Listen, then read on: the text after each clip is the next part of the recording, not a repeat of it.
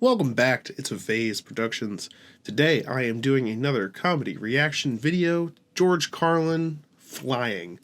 I'd like to thank Heavy Metal Movie 1981, Heavy Metal Movie 1981. Thank you for that suggestion. I am, again, doing these based off your suggestions that you leave in the comments, so leave suggestions in the comments if you want me to react to things. I'd like to thank Gabrielle. She left me several different things to look at, as well as Dropkick Chester. They were added to the list. And Dropkick Chester, curious, are you a fan of Dropkick Murphys? Is that why you have that screen name? And if so, me too. I don't know, maybe we could do something about that. I don't know what we do about it, other than maybe a high five, but stay away from each other because of coronavirus. Anyway, this is a long one, so I'm going to get right to it. George Carlin, Flying. Here we go.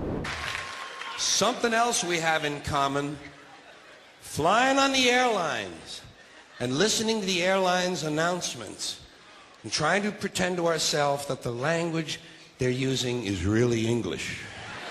Doesn't seem like it to me. Whole thing starts when you get to the gate. First announcement.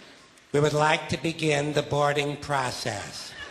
Extra word, process. Not necessary. Boarding is enough. We'd like to begin the boarding. Simple, tells the story. People add extra words when they want things to sound more important than they really are. Boarding process. Sounds important. It isn't. It's just a bunch of people getting on an airplane. People like to sound important. Weathermen on television talk about shower activity. Sounds more important than showers. I even heard one guy on CNN talk about a rain event. Swear to God. He said, Louisiana's expecting a rain event. I thought, holy shit, I hope I can get tickets to that.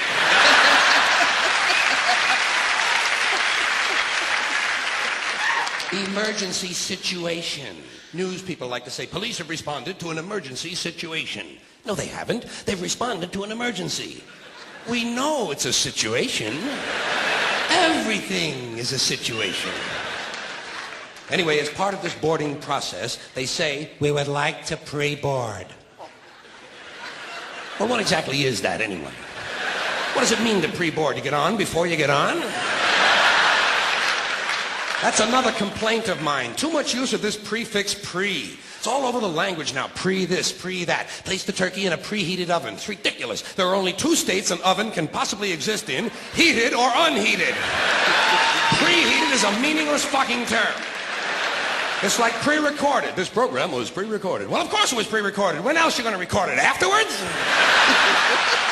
That's the whole purpose of recording, to do it beforehand. Otherwise it doesn't really work, does it? Pre-existing, pre-planning, pre-screening. You know what I tell these people? Pre-suck my genital situations.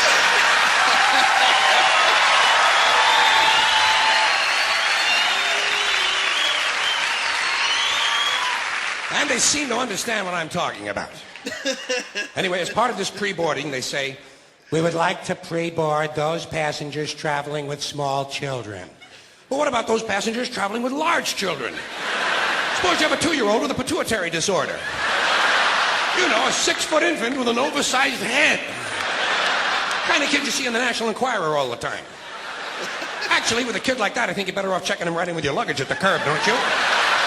Well, they like it under there. It's dark. They're used to that. About this time, someone is telling you to get on the plane. Get on the plane, get on the plane. I say, fuck you, I'm getting in the plane. In the plane. Let Evel Knievel get on the plane. I'll be in here with you folks in uniform. There seems to be less wind in here. They might tell you you're on a non-stop flight. Well, I don't think I care for that. No, I insist that my flights stop. Preferably at an airport. It's those sudden, unscheduled cornfield and housing development stops that seem to interrupt the flow of my day. Here's one they just made up. Near miss. When two planes almost collide, they call it a near miss. It's a near hit. A collision is a near miss. Look, they nearly missed.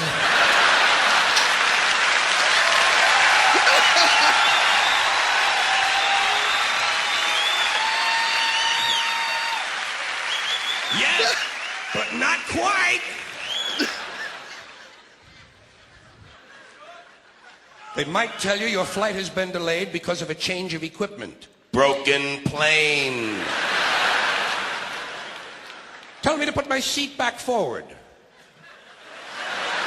Well, I don't bend that way. If I could put my seat back forward, I'd be in porno movies.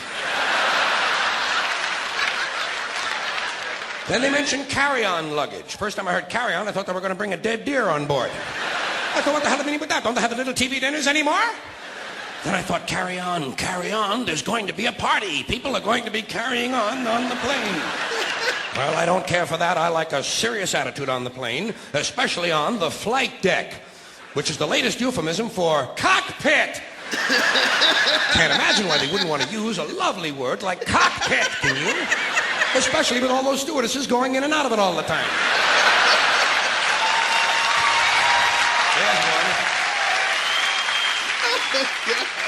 There's a word that's changed, stewardess. First it was hostess, then stewardess, now it's flight attendant. You know what I call them? The lady on the plane. Sometimes it's a man on the plane now. That's good, equality. I'm all in favor of that. Sometimes they actually refer to these people as uniformed crew members. Uniformed. As opposed to that guy sitting next to you in the Grateful Dead t-shirt and the fuck you hat. Who's working on his 9th little bottle of Kahlua, I might add. As soon as they close the door to the aircraft, that's when they begin the safety lecture. I love the safety lecture. This is my favorite part of the airplane ride. I listen very carefully to the safety lecture, especially that part where they teach us how to use the seat belts. Imagine this. Here we are, a plane full of grown human beings, many of us partially educated, and they're actually taking time out to describe the intricate workings of a belt buckle. Place the small metal flap into the buckle. Well, I asked for clarification at that point. Over here, please. Over here. Yes, thank you very much. Did I hear you correctly? Did you say place the small metal flap into the buckle, or place the buckle over and around the small metal flap? I'm a simple man. I do not possess an engineering degree, nor am I mechanically inclined. Sorry to have taken up so much of your time. Please continue with the wonderful safety lecture. Seatbelt. High-tech shit. The safety lecture continues. The next thing they do, they tell you to locate your nearest emergency exit. I do this immediately. I locate my nearest emergency exit, and then I plan my route. You have to plan your route. It's not always a straight line, is it? Sometimes there's a really big fat fuck sitting right in front of you.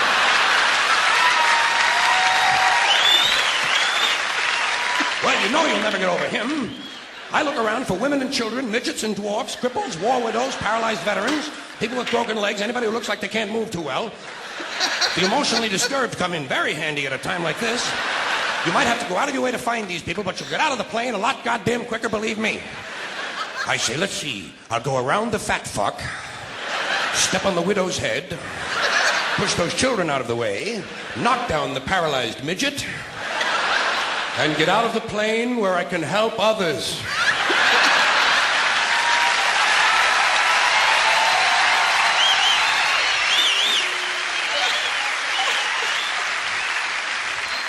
I can be of no help to anyone if I'm lying unconscious in the aisle with some big cocksucker standing on my head.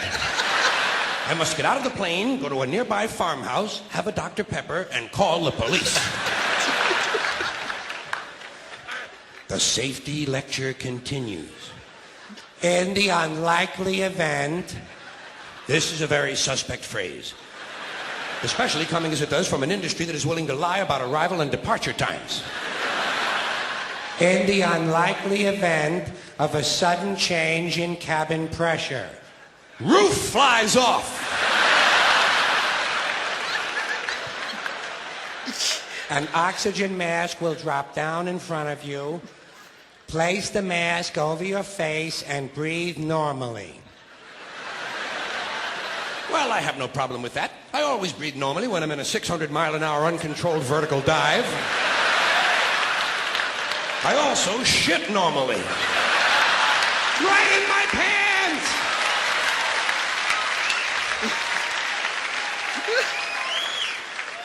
They tell you to adjust your oxygen mask before helping your child with his. I did not need to be told that. In fact, I'm probably going to be too busy screaming to help him at all. This will be a good time for him to learn self-reliance.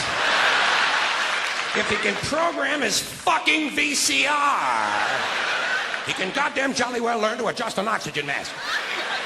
Fairly simple thing, just a little rubber band in the back is all it is. Not nearly as complicated as, say, for instance, a seatbelt. The safety lecture continues. In the unlikely event of a water landing.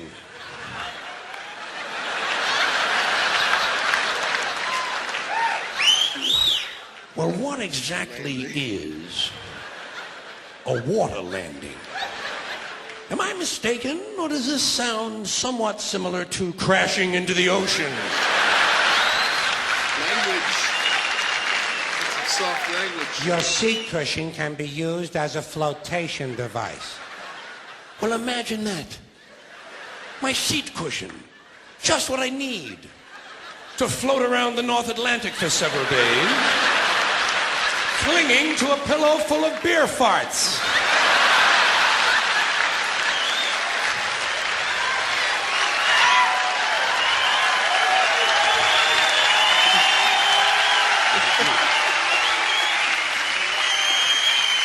Thank you. Tom Hanks. The flight continues. A little later on, toward the end, we hear, "The captain has turned on the fasten seatbelt sign." Well, who gives a shit who turned it on? What does that have to do with anything? It's on, isn't it? And who made this man a captain, might I ask? Did I sleep through some sort of an armed forces swearing-in ceremony or something? Captain, he's a fucking pilot, and let him be happy with that. If those sightseeing announcements are any mark of his intellect, he's lucky to be working at all. Tell the captain, Air Marshal Carlin says, go fuck yourself.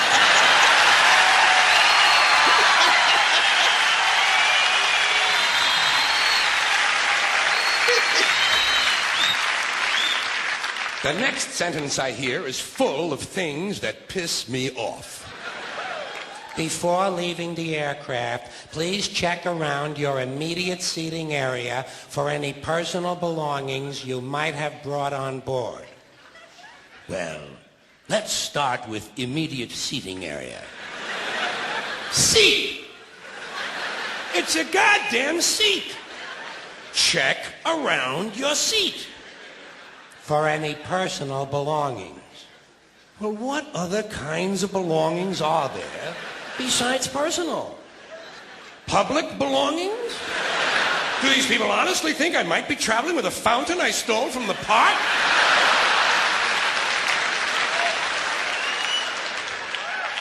You might have brought on board. Well, I might have brought my arrowhead collection. I didn't, so I'm not going to look for it. I'm going to look for things I brought on board. Would seem to enhance the likelihood of my finding something, wouldn't you say? Telling me to return my seat back and tray table to their original upright positions? Fine. Who's going to return this guy in the Grateful Dead t-shirt and the fuck you hat to his original upright position? About this time, they tell you you'll be landing shortly. That sound to you like we're going to miss the runway? Final approach is not very promising either, is it? Final is not a good word to be using on an airplane. Sometimes a pilot will get on and he'll say, we'll be on the ground in 15 minutes.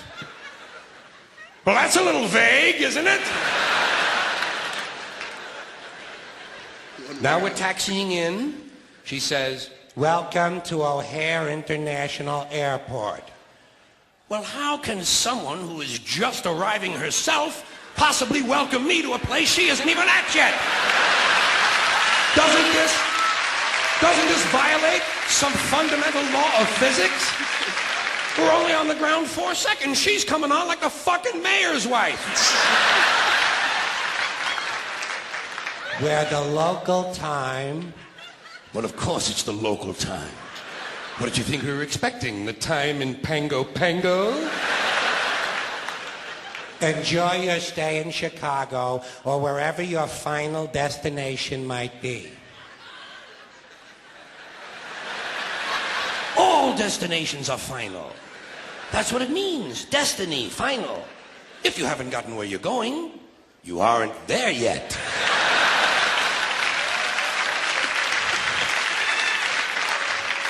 The captain has asked. More shit from the bogus captain. You know, for someone who's supposed to be flying an airplane, he's taking a mighty big interest in what I'm doing back here.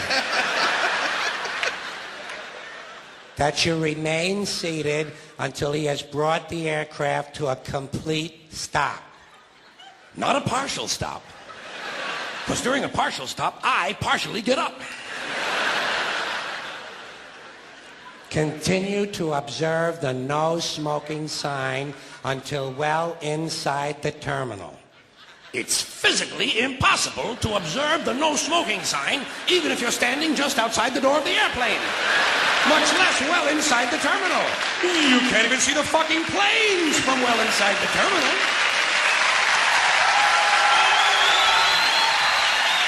Which is also so you can't smoke anymore. Anywhere inside the terminal. Which brings me to terminal. Another unfortunate word to be used in association with air travel. And they use it all over the airport, don't they? Somehow I just can't get hungry at a place called the Terminal Snack Bar. But if you've ever eaten there, you know it is an appropriate name.